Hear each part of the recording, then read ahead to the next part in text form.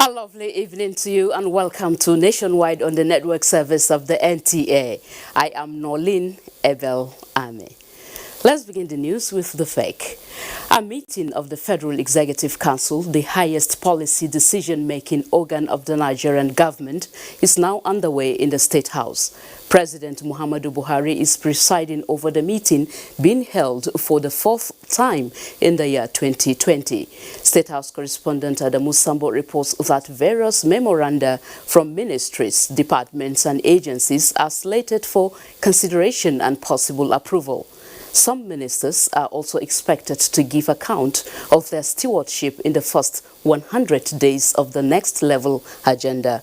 Vice President Yemi Osinbajo and other members of the council are in attendance. Decisions taken at the meeting will be made public at a media briefing by the ministers concerned. Now to Senate. The Senate has considered the bill that seeks to establish the Nigerian National Commission against the proliferation of small arms and light weapons in Nigeria. The bill, which has been passed through second reading, seeks to establish an agency that will specially responsible for monitoring the movement of small arms and light weapons and to prosecute offenders. The Nigerian Civil Defense Academy Pandogari Niger State Establishment Bill was also passed through second reading. It seeks, among other issues, to provide highest academic qualifications and professional training for men and officers of the Nigerian Civil Defense Corps. The Federal University of Environmental Technology Ogoni River State Establishment Bill was also passed through second reading. The institution, when established, is to provide academic and professional approach to ensuring environmental sustainability in Nigeria, especially the Niger Delta region. Also passed through second reading are the Police Academy Establishment Bill and Tertiary Education Trust Fund Act Amendment Bill. Participants at a one-day public hearing on sexual harassment of students in tertiary institutions Prohibition Bill 2019 are seeking the expansion of the bill to include primary and secondary schools as well as work and worship places. The public hearing is part of the process for enactment of bill in the National Assembly. The issue of sexual harassment has remained on the front burner in tertiary institutions across the country, prompting the Deputy President of the Senate's motion on the matter, which was subsequently referred to the Senate Committee on Judiciary, Human Rights and Legal Matters after passing the second reading.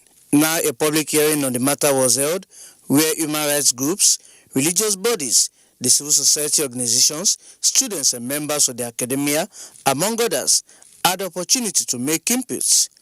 The submissions were unanimous that the bill is coming at the right time, noting that it should not be restricted to tertiary institutions, but also seek to protect Nigerians in every sector.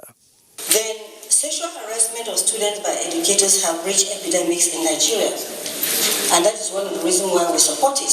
When students lock up lecturers, and they say, well, we have a video here. If you don't review our scores, we will release it to the public. What have the students done?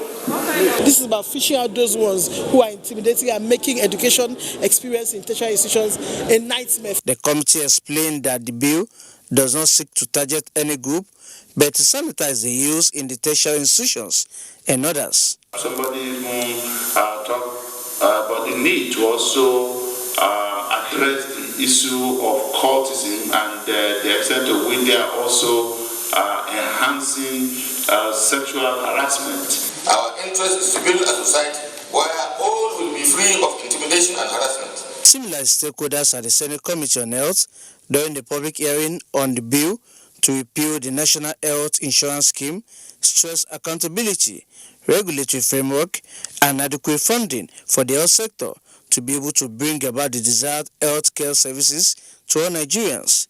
It is hoped that the proposed law will assist in our renewed drive towards the attainment of the universal health coverage. We will work and strive to produce an act which assures health care for all, but will protect the poor and the vulnerable. The committee, however, resolved to reconvene in 2 weeks' time for more input on the bill for an act to establish the National Commission for Mental Health and Substance Abuse Services for effective management of mental health.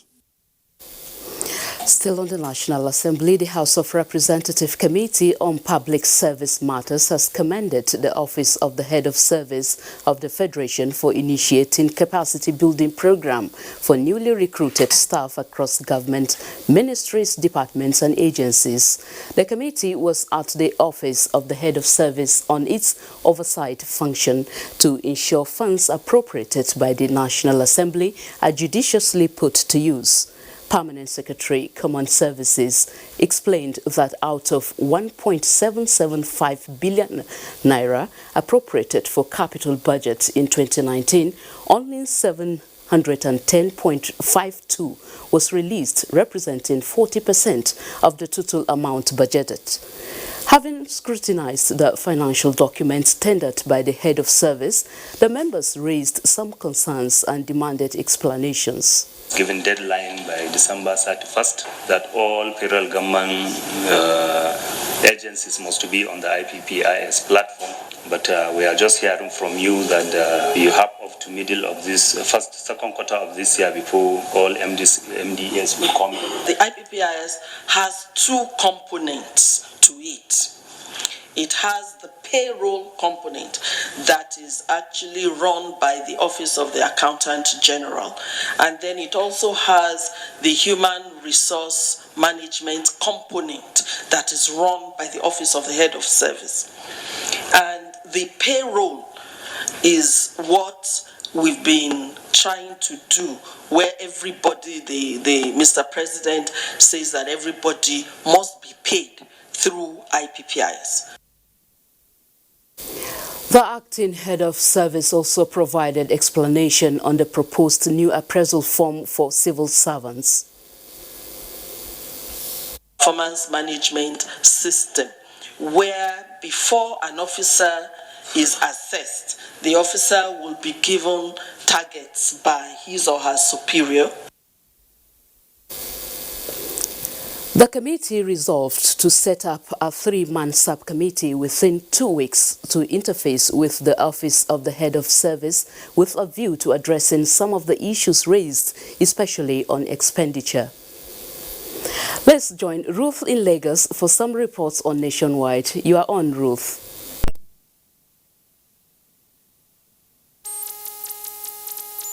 And welcome to Lagos. Recent statistics reveal that Lassa fever has been reported in 19 states across the country, and the first case in the current outbreak in Lagos has been confirmed. Joy Ken Abakboya is standing by with a situation report from the Lagos University Teaching Hospital, Idiaraba, where the male patient is receiving treatment. Thank you, studio. Since the news of a resurgence of Lassa fever broke in 2019, Lagos residents have been apprehensive of the disease spreading to the state, and the state government have been putting measures in place to ensure the disease does not get into the state. However, the first case of Lassa fever has been recorded in Lagos, and the patient is currently being managed at an isolation facility. LUTH, Professor Wasiu Adeyemo, confirmed to me that the patient is here and he's doing very well. Dr. Yowen Akase is a consultant infectious disease physician with LUTH, and he's currently managing the first case of Lassa fever this year. Doctor, what is the situation exactly with the patient? Okay, yes. So this young man doesn't stay in Lagos primarily. He's resident in another part of the country. So he came into Lagos for a function about 10 days ago and developed symptoms while he was in Lagos. So when he came, we suspected Lassa and we tested him and it was positive. And we admitted him into the isolation area away from other people. And we started treatment. So far he has responded very well. And for now we don't anticipate that there's going to be any issues with him. We've informed the State Ministry of Health, the Commissioner and the Epidemiology Unit. So what they've done is that they try to trace all the places he's been to in Lagos and all the people he's been in touch with. And they are following them up. So far we don't have anybody who has come down with symptoms yet. We're going to follow them up for the next 2 weeks or more, 2 to 3 weeks. And anyone that has similar symptoms will be tested, and then if it's positive, it will be that. For now, he's not a resident in Lagos, and he didn't really go to many places. So for now, we're not anticipating that from this case, other residents in Lagos may be particularly at risk. But the State Ministry of Health is doing a good job at following up everyone that came in contact with him. And I'm sure if anybody was infected on the line, they will be picked up very, very soon. Well, the news of the outbreak of Lassa fever in Lagos is not going down well with residents, and many of them are beginning to take seriously the advice of the Ministry of Health to maintain proper hygiene. Now that it's in Lagos, we have to have our guard up, we have to take care of ourselves, our hygiene, and it's honestly just a very sad situation. We should take a serious precaution, just like bird flu and Lassa. I should be observing my movement and do things the way that I can take care of myself. That means I have to be extra careful, twice as careful than I was yesterday. That's it from here. We'll bring you more updates as details unfold. It's back to you, studio. Thank you, Joy. And still staying with health, Nigerians have been charged to cultivate the culture of voluntary blood donation at least once every year. Annie Daniels reports that this was re-echoed at the Nigerian Red Cross Society Blood Donation and Awareness Program in Lagos. Though relative success has been recorded in creating awareness among Nigerians on the importance of engaging in voluntary blood donation, the Secretary of the Nigerian Red Cross Society Lagos branch, Olakunle Lasisi, says more still needs to be done to put phobia away from people who still do not appreciate the aim of voluntary blood donation. Most times, there is surgery every day and there are accidents from time to time. So that's the more reason why we have to do blood drive all the time. This is why the organization, in collaboration with the Lagos State Blood Transfusion Service, organized this program. Our donation period is just 1 pint. That is about 450 mils. It is less than a sachet of pure water. But per year, you can donate every 3 months, making it about 4 times a year. Within 3 weeks, you are sure that the red cells that you are giving out to people are already becoming more mature and getting back into your system. And for these voluntary blood donors, their aim of engaging in the exercise is simply to give life to another. I know on a daily basis, a lot of people need blood in the hospital, those who lost blood during accidents. So I've been donating since like 1987. Last year I donated 4 times. Why that, sir? I just feel happy doing that. For people I don't know, I just feel happy. Blood donation medical experts say is painless, lasts only a few minutes and not detrimental to the donor's psychological, physical or mental health. In Lagos, Annie Daniels, NTA News. Now, away from health, there is a new spectrum of excitement along the Lagos-Ibadan rail corridor as the free train ride along the axis is not only fast-tracking mobility, but giving an insight into the federal government's determination to connect cities in the quest to spur development. Michael Olaleye reports that from all indications, all challenges ranging from movement of equipment to site to removal of structures inhibiting the port from being accessed by the rail are being precisely addressed. With the level of work done, Ibadan is just a stone throw, and travelers like Yekini Oyebami did not only demonstrated their preference for the rail system, but believe the achievement recorded so far in the rail sector is commendable. What the federal government led by President Muhammadu Buhari is doing if we are having this kind of this opportunity right from years ago, Nigeria will have moved more faster than what we are having today. There was no distraction and it was peaceful. If you want to rest your back, you can rest your back and straighten your legs. You can see the modernization. You can see a lot of comfort that abounds on board. As the clock ticks, bringing closer the date of delivery of the Lagos-Ibadan rail line, the contractor handling the project is not just intensifying efforts, but devising new ways of overcoming obstacles. The ever-busy Lagos traffic is one of such obstacles. This is, however, being addressed as the rail line is now serving the mobility purpose for construction materials.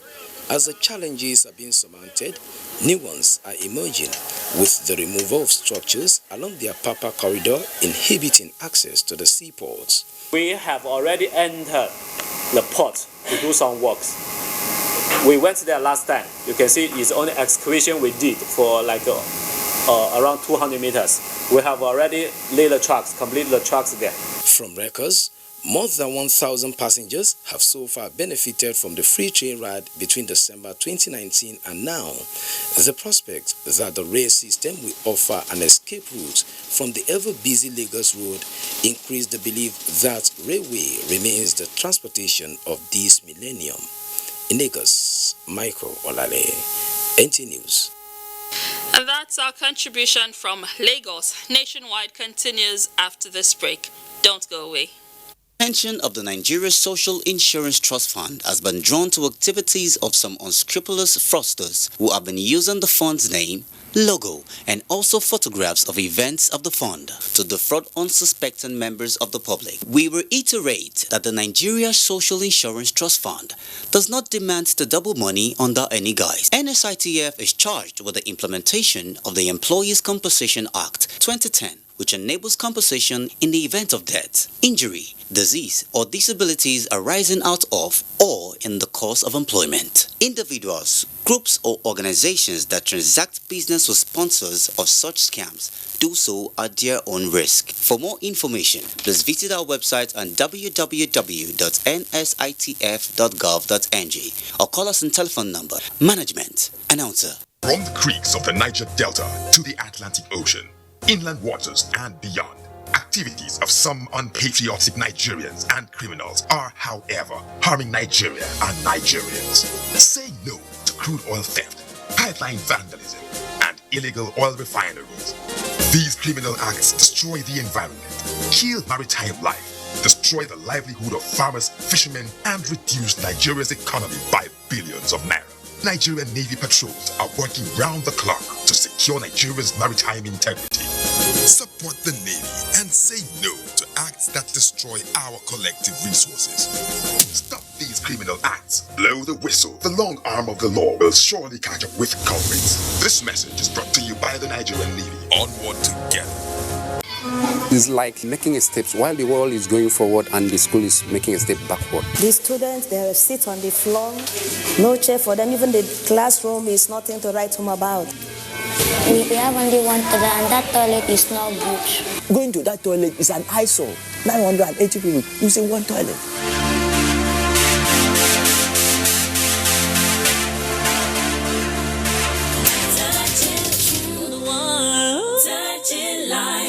Coming on April 2nd, 2020, in the capital city of Abuja, the Ivory 8 Ball, a life-saving fundraising event featuring music and arts in aid of skin cancer patients with albinism.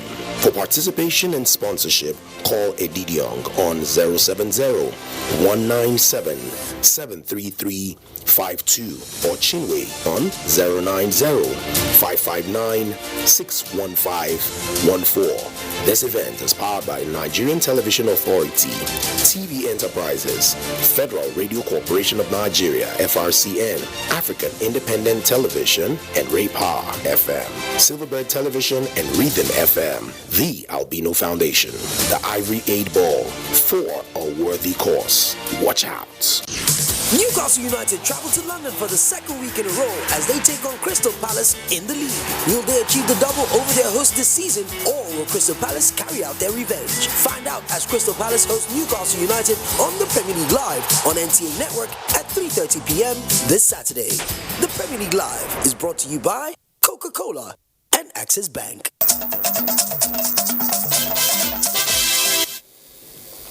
Welcome back to Abuja. President Muhammadu Buhari has approved the expansion of the Interim Management Committee of the Niger Delta Development Commission from 3 to 5. In a statement by Special Advisor to the President on Media, Femi Adesina, Professor Kedi Ponde is now the acting MD. Other members of the 5-man committee are Dr. Cairo Ojobo, Acting Executive Director, Projects, Mr. Ibanga Basi Itang, Acting Executive Director, Finance and Administration, Mrs. Caroline Nagbo, Member, and Cecilia Bukola Akintomide, OON, a former Vice President with African Development Bank, Member. The new Acting Managing Director, Kedi Ponde, is a Professor of Medicine of the Niger Delta University and former Provost, College of Health Sciences of the institution. President Buhari had earlier approved that the Interim Management Committee be in place till the forensic audit of the NDDC was concluded.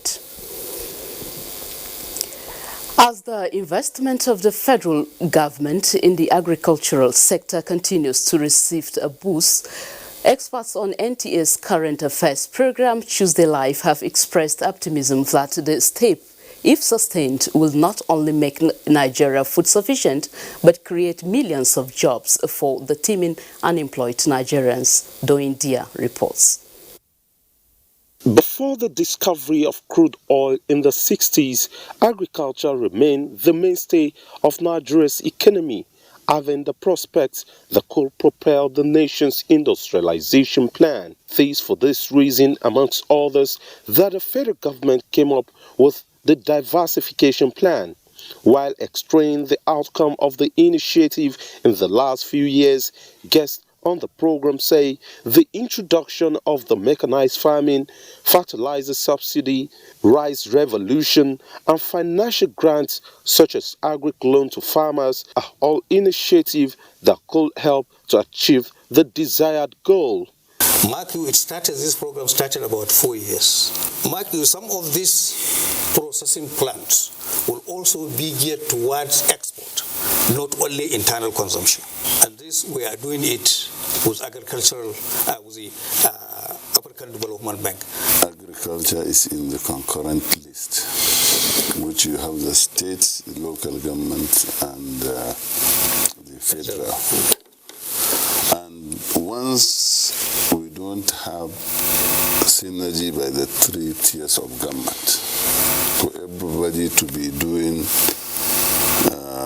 something different, then we'll never get it right. Private sector is also needed to partner with the extension services. And some of these crops, like cocoa, for example, can be exported and we earn foreign exchange. So we really have to identify those value chains. They encourage the youth to embrace the agricultural revolution for employment opportunities. In Abuja, Doin Dia, NT News. Meanwhile, Nigeria is set to consume about 1.3 billion tons of milk annually, and analysis show that 60% of that is imported. The federal government has, however, set the ball rolling in the implementation of policies that will make the country self-sufficient in dairy production. Abdullahi Muhammad examines the case of Kaduna State as one of the dairy production hubs. White gold, as it is called by those who have the conviction that dairy production is the next gold mine. And any investor today that wants to come into this country should please study the indices of performances of the various sectors. I assure you, the dairy sector is going to be number one. Idi Mukhtar is not only a private investor who has a modern dairy farm, but a beneficiary of the fallout of a pen-to-paper agreement between Kaduna State government and a multinational dairy firm. The first phase of the project takes off with 1,000 nomadic farmers supplying milk to the firm, while the multinational milk giant provides technical assistance with a subsequent investment of 100 million euros. Every farmer is a partner in this project, and by the grace of God, each of the farmers will receive his certificate of occupancy and will build the facilities to enable him to realize his full potentials. Kaduna State government is supervising the project with keen interest and is planning to replicate it in 15 other grazing reserves within the state. The dairy farms involved in the first phase of the project are already experiencing swelling number of milkmaids, bringing in supplies of the white gold with collectors waiting to uptake. For Kaduna State, it could be a humble beginning, but with more dairy farms waiting to key into the project, national production of milk may hit record levels. In Kaduna, Abdullahi Muhammad, NTA News. Similarly, the gap in milk sourcing and production locally in Nigeria will be bridged if the renewed commitment put in place by partners in the dairy value chain in Oyo State is emulated across the country. Dayo Ogunshola brings an overview of the project as well as new grounds being covered. The collaboration is embracing innovations, raising the frontiers of the practice with entrenched benefit for operators. We partnered with the Federal Ministry of Agriculture to ensure that we have more supply of raw milk, developing dairy in the urban and rural area. This narrative has allowed pastoralists to see the difference between having beef cows that will only have 1 liter and 10 liters. And today you see them in their huts. This is moving towards sustainability. More capacity building and extension services are changing the dairy practices with improved knowledge of animal management and care among the local farmers. The dairy development in Oyo State is developing fast because we are able to bring over 7,000 Fulani milk producers into the value chain dairy development. When we started this program, we were throwing away the milk because it did not meet our quality standard. So we had to train them on every area of milk quality. With a readily available market for pastoralists, there are indications that penchant for migration among them will be greatly reduced, thereby raising the bar of the entire value chain of milk production for local consumption as well as for export. In Ibadan, Dayo Ogunshola, NTA News. Joining me in the studio to discuss further on dairy production in Nigeria is Dr. Andrew Kwasari. He's the SA to the President on Agriculture VP's office. Dr. Kwasari, it's good to have you here. Thank you for having me. All right, now from the reports we just watched on milk production, why do you think Nigeria is lagging behind in milk production and other dairy products? Well, thank you very much for this question. It is a very important question. We need to understand that Nigeria lagging behind in dairy production or milk production and dairy and milk derivatives or dairy products is a combination of many factors. First and foremost, Nigeria as it is today is not fair to compare our own production with other dairy producers globally, because in every country where progress has been made on this, they are able to specialize as dairy farmers or beef farmers. So the situation in Nigeria is that we have the cattle being kept generally by our pastoral brothers who are mostly the Fulani of the Fulani lineage, and they keep these cattle traditionally. So there is no specialization to say whether or not the white Fulani is a dairy animal, or the red Bororo or the Sokoto Gudali, or Adama Gudali. So really, the case of Nigeria is that we need to reach a level where we have clear, distinct breeds that are for dairy production. What I'm saying is that we need to understand one of the key issues: which of these breeds have been designated or is being designated as a dairy breed. All of them have potentials. We first have to get to that point where we know the performance of all of them, and we say, okay, white Fulani is our dairy product, a dairy cow, and then if we feed it and keep it under good husbandry practices, give it the best health care, we will expect X a number of liters from it. So that needs to happen first. So I think the first thing first is not to say we are lagging. We are yet to really get it organized, and I think the right thing is what is happening now. Organizing it so that we can know which of the cow are you comparing from Nigeria with the Frisian or with the Jersey or with the Simmental. We really need to determine first the potential, the real performance of the local cow, whether the Bunaji or the Redboro or the Sokoto and Adama Gudali or any other breed in this country. So that needs to happen first. Okay, is there challenges in identifying the breeds that can produce to large quantity? No, there is no challenge. What I'm saying first and foremost is that I have had people compare, and I've done this in the past. Say, oh, Nigerian cow gives 1 liter or half liter, while Frisian or Jersey cow gives the... So this is not the right way to compare, because we have specific husbandry practices that are efficient or necessary for dairy production. So some of these cows that we compare with our Nigerian Bunaji or Redboro or Sokoto Gudali have all of these. They are been determined genetically to be the best. So I am not saying our own is not genetically good, but we have practical things that are lacking. The husbandry services that is needed, the husbandry methods, the way to keep a dairy cow is not happening in this country.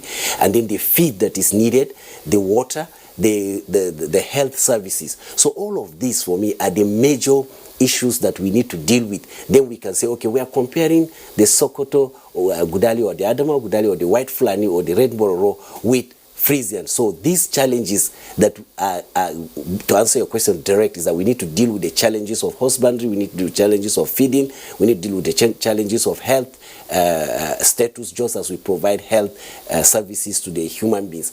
Then we can begin to talk about dairy, and then only in that can we now say, do we need to improve or do we not to improve? You see, I've left the genetic issue. People always say the genetic makeup of the Nigerian cow. How do you know?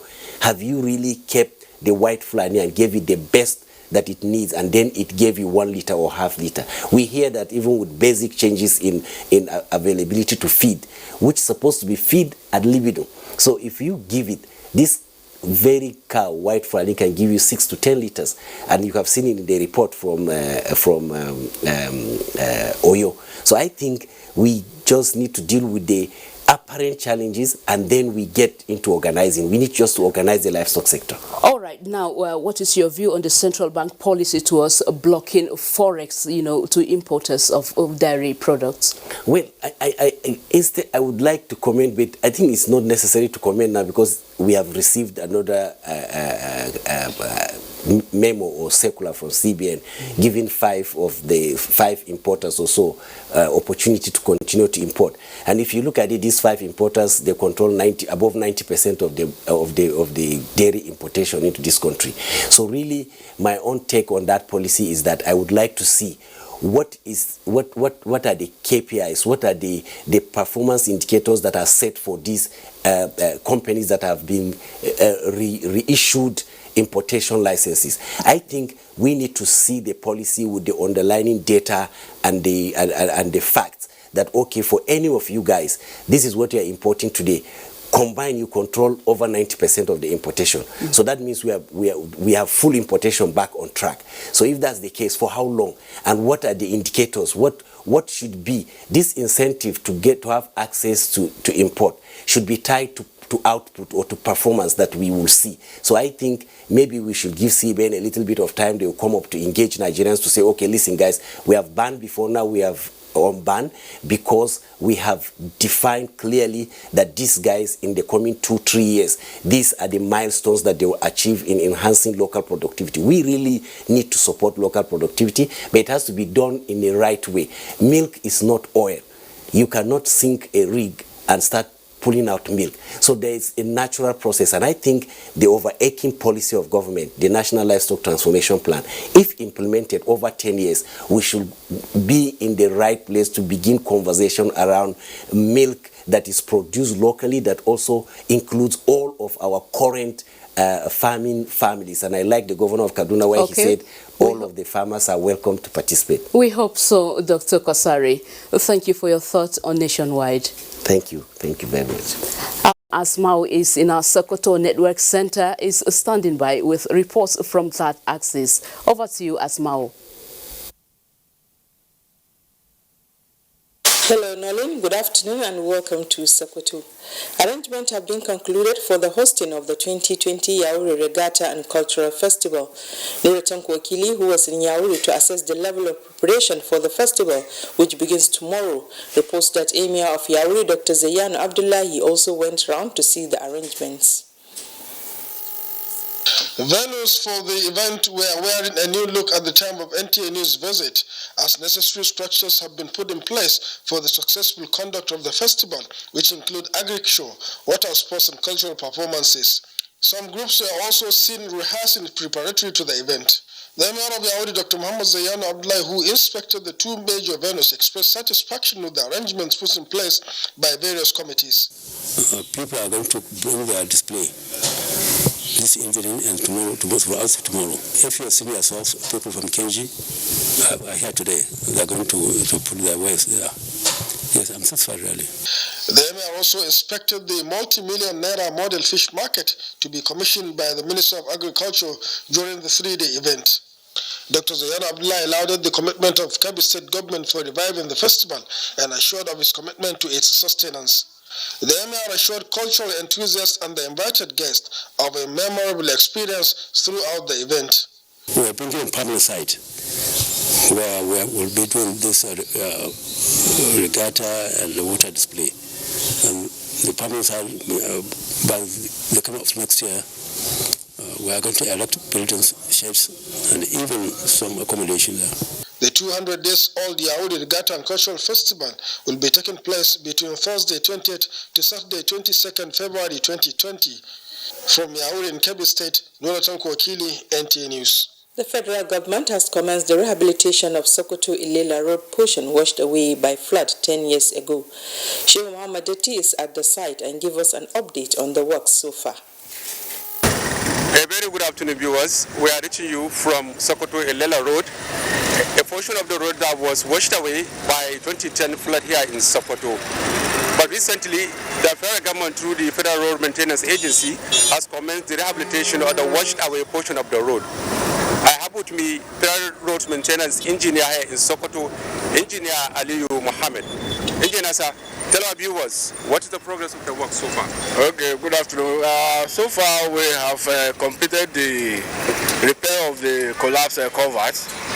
Okay, well, we completed the repair of the collapsed culverts of the Sokoto-Ilela Regional Public Road. So our contractor has achieved substantial completion, and more so the other aspect of the work remains the repair of the face section of the road, which inshallah we are going to commence any moment from now, and we will tackle all the face section from here to the border with Nigeria. Yes, sir. So what will be the expected time of completion of the whole work? No, in the next 2 months, we will complete the work, inshallah, because this is the most difficult aspect of it. So other ones is the scarification and repair of the face portion of the road. So in the next 2 months, inshallah, the work will be finished. But this one, by next week, it will be open to traffic, this section. We want to cure it for 1 or 2 weeks. Then this section will be open to traffic. But other aspect of the work will continue. Thank you very much. It's back to you in the studio for continuation of Nationwide. Good afternoon. And that's our package from Sokoto. The news will continue after these messages. Please stay with us.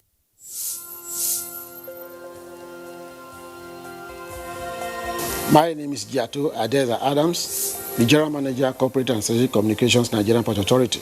As regards the land borders closure, available statistical data from APMT, which is one of our terminal operators that is involved in container handling terminal, has recorded an increase of 200 TEUs of cargoes into their terminal as a result of cargo diversion from the vessels originally meant for neighboring countries.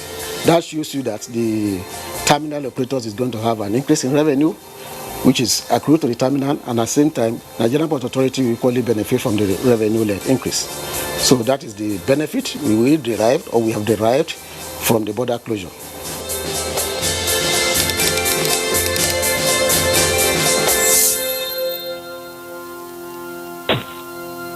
Facebook at NTA Network News, Instagram at NTA Network, Twitter at NTA News Now, YouTube at NTA News Online. Or visit www.nta.ng. For live streaming, visit www.nta.ng/live. Now, you can stay updated on the go, be it on your TV, iPhone, laptop, or iPad, or download the NTA mobile application from your Play Store or App Store. NTA, you can beat the rich. Newcastle United travel to London for the second week in a row as they take on Crystal Palace in the league. Will they achieve the double over their hosts this season, or will Crystal Palace carry out their revenge? Find out as Crystal Palace hosts Newcastle United on the Premier League Live on NTA Network at 3:30 p.m. this Saturday. The Premier League Live is brought to you by Coca-Cola and Access Bank. Welcome back to our Abuja studio. Now, reinforcing the saying, the labor of our heroes past shall never be in vain, the Ministry of Defense has presented checks to the next of kin of personnel of the Armed Forces of Nigeria who died in active service. Naja'atu Tijani reports. Gone but not forgotten. 184 military personnel who died in active service have left a legacy for their next of kin, who have now gathered from far and near to receive benefits accrued from the years of service of the departed. Binta Abdul Aziz Mohammed is one of the next of kin. The young widow lost her husband in an attack in Jakana town in Borno State. Died on the spot. You have and how? I have 3 children, 2 girls, 1 boy. Think now that I have someone to rely on. I have someone that will take care of my children. Twice Sarah, Bodude, and a host of others who received checks for various sums of money to boost their welfare say they are grateful for the sacrifice of the fallen heroes. A sacrifice which the Ministry of Defense vows will not be in vain. We know we cannot compensate you. There is nothing we can do to bring them back. But certainly the Ministry of Defense or the nation as a whole will not forget the services of your brothers, husbands, and your children. Till 2014, military personnel were excluded from this gesture contained in the Pension Reform Act. But an amendment to the Act has made it possible for next of kin of the departed to benefit from the years of active service. This initiative is courtesy the Life Assurance Program for the Armed Forces, aimed at providing succor for those left behind. It is expected to assure the future of Binta's 3 children, Sarah's 4, and other next of kin whose hopes are hinged on the sacrifices of their loved ones. Naja'atu Tijani, NTA News. As Southwest governors give legal backing to the regional neighborhood security outfit Amotekun, Osun State government has commended the Inspector General of Police for his role in ensuring that the security initiative sees the light of the day. Governor Boyega Oyetola gave the commendation when he received the new Assistant Inspector General of Police in charge of Zone 11, Bashir Makama in Oshogbo. Femi Afariogun reports. Governor Boyega Oyetola is one of the Southwest governors striving to make sure the region's security network, Amotekun, is actualized. Receiving the new Assistant Inspector General of Police posted to Zone 11, Bashir Makama, Oyetola assures the police that Amotekun is going to work in close collaboration with the police to name crimes in the board. I must commend the authority for being able to see where we're coming from. And I must commend again the IG for the initiative of the community policing, which is a very wonderful concept of ensuring that the locals have recruited into a kind of force that would complement the efforts of the professionals. We have come to serve, and we want to feel the impact of this service on the people. That's why it's living safely.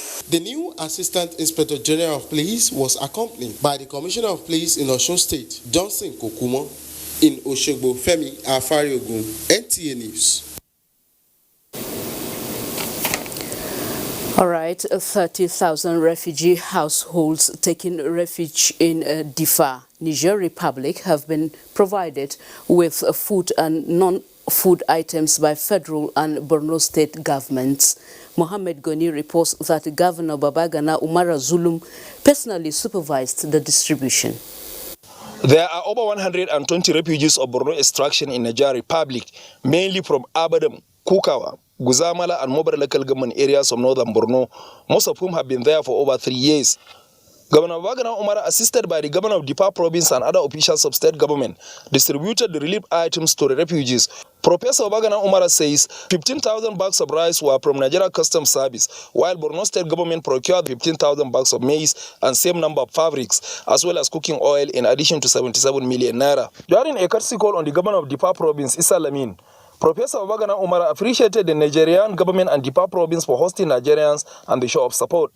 He noted that the presence of the Nigerian refugees has led to overstretching of water and health facilities and assured to complement efforts of the province in that regard. Governor Zulum also expressed willingness to build Borno House to accommodate Nigerian officials coming for engagement in Difa and assist for provision of social amenities, stressing further that Borno will continue to strengthen the relationship even after return of the refugees.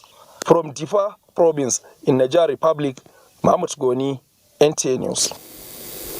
Time now to join Mina in Enugu. Over to you, Mina. Hello, Nolan. Good afternoon and welcome to Enugu.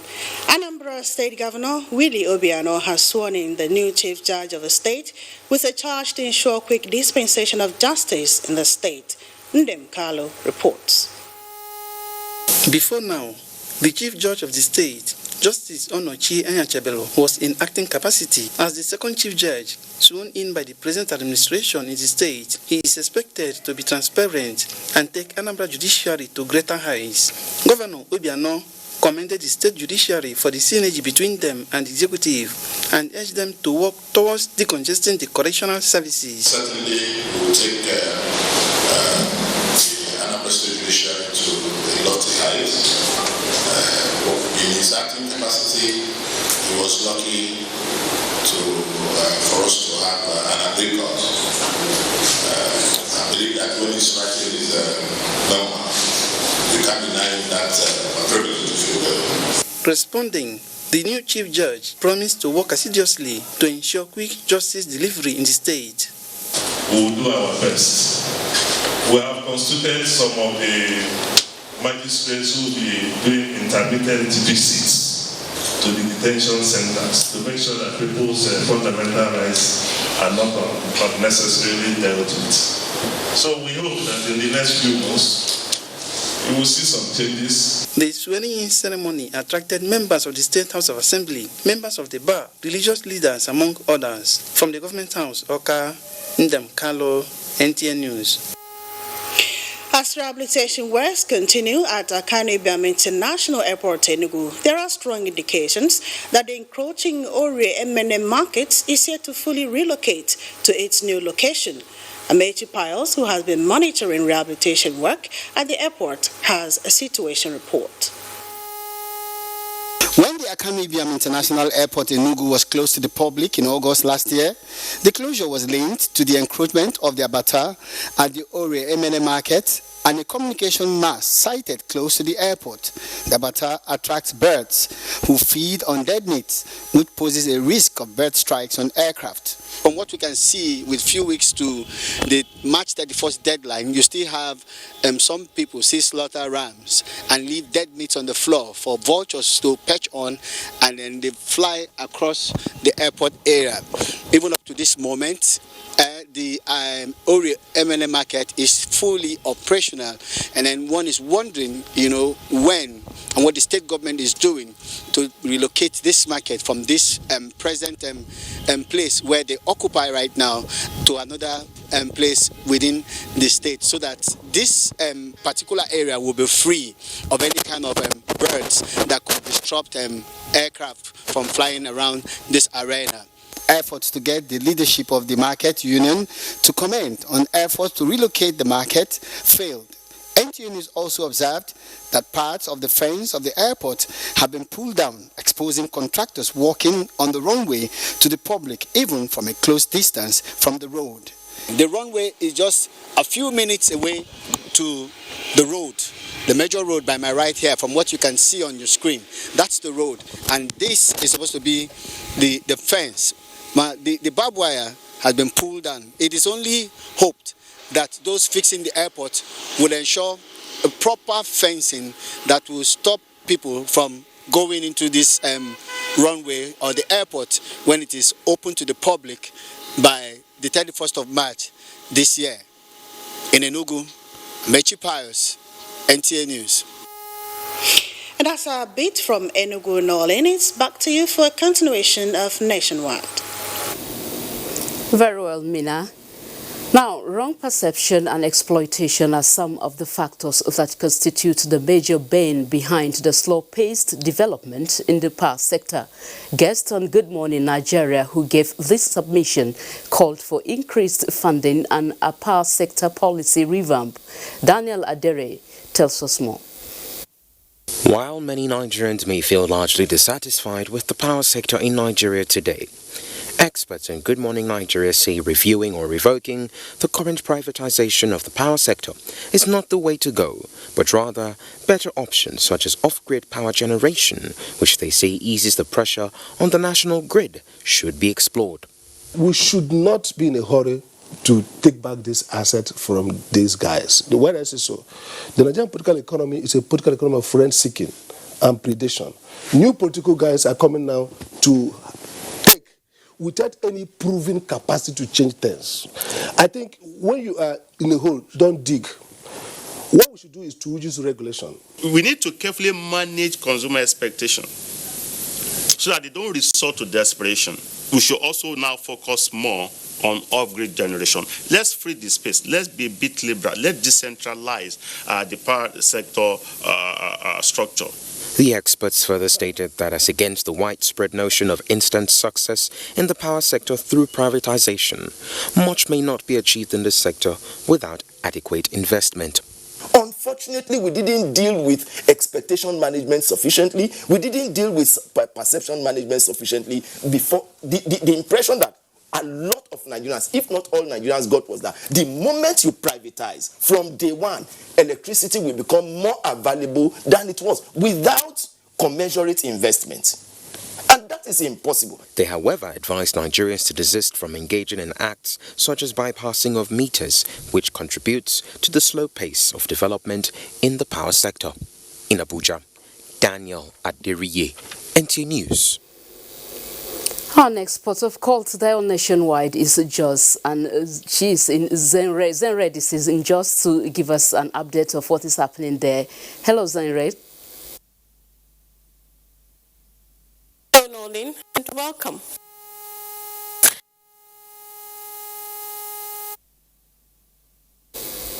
We are having challenges connecting with Jos Network Center, and here in Abuja, moving on, Nigeria is also grappling with the global trend in malnutrition amongst children, prompting stakeholders in the health sector to embark on sensitization on breastfeeding. Kenneth Nanim was at one of such workshops in Abuja. UNICEF report indicates that only 17% of babies born in Nigeria are being exclusively breastfed between the first 6 months of life, while 45% of them become stunted under age 5 due to malnutrition. Now, a collaborative effort is being championed to reverse the trend with a workshop jointly organized by JICA Alumni Association of Nigeria, Japan International Cooperation Agency, and the FCT Primary Healthcare Board. We have a very low breastfeeding rate. When we look at it critically, we feel there is need for us to do some sensitization. Essien Akon, a health worker at the Payoko Primary Health Center, Wabulada, like other participants, are to extend the campaign on exclusive breastfeeding to their localities. If you ask me, have you given water to the child? They said yes. So my work now is to tell them the importance of exclusive breastfeeding. No water, no other fluid for the baby until 6 months. I learn a lot, and I'm going to implement based on my jurisdiction within the clinical setup. The dangers of not breastfeeding the child is malnutrition, number one. That child may not be able to have the necessary immunity to withstand infection that comes. The workshop is also discouraging some cultural practices that abhor feeding of babies with colostrum, the first breast milk, at delivery. And that's why we have to be continuously educate our people, health workers and even the community members to come within the normal norms of healthcare delivery system, feeding the children for their ages with breast milk and of course with nutritional supplements unto the age that they also grow. Kenneth Nan, NTA News. And to sports news now, Nigeria targets Olympic ticket at African Taekwondo qualifiers in Rabat.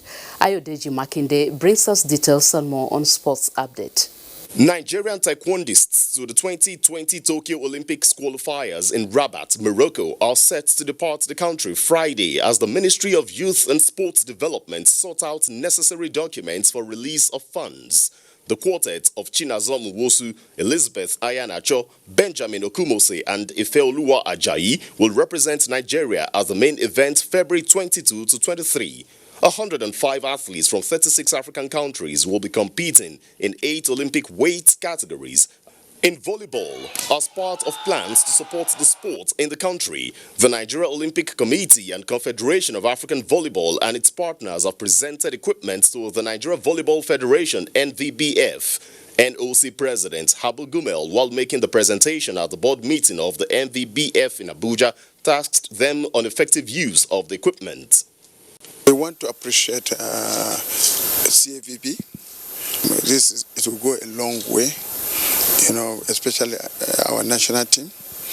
Away from volleyball, the FCT Football Association has assured on rejuvenating grassroots sports development with a newer focus on talent discovery in secondary schools in Abuja. Chairman FCTFA Adam Mukhtar Mohammed gave the assurance while restating the dedication to the growth of women's football in the city.